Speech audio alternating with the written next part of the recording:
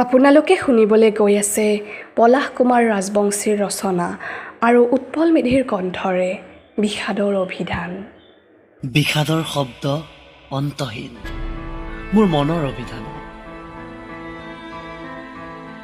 শব্দবোৰ নিকা হৈ থাকে চিৰদিন চিৰকাল, নিত স্নান কৰে মোৰ এসাগৰ চকু পানী।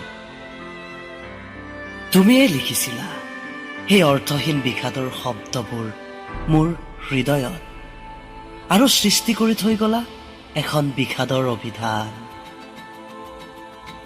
অৱশ্যে প্ৰেম আৰু বন্ধুত্বৰো কেইটামান শব্দ নিলিখা নহয়। হয়তো প্ৰেমৰ চিয়াহীবোৰ স্পষ্ট নাছিল, কম দিনতে অস্পষ্ট খোলা খোলা হৈ পৰিছিল। সেই পৃষ্ঠাটো নাই দিয়া এতিয়া মাথো বিষাদৰ অজস্ৰ শব্দৰ সম্ভাৰ মোৰ অভিধানৰ।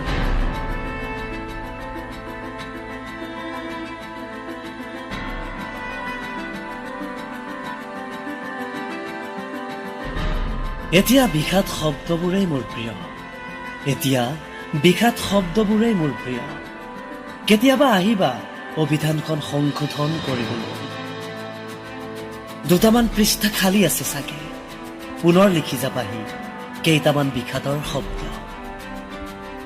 সেই শব্দেৰে মালা গাঁঠি লিখি যাম বেদনাৰ এটি এটি কবিতা।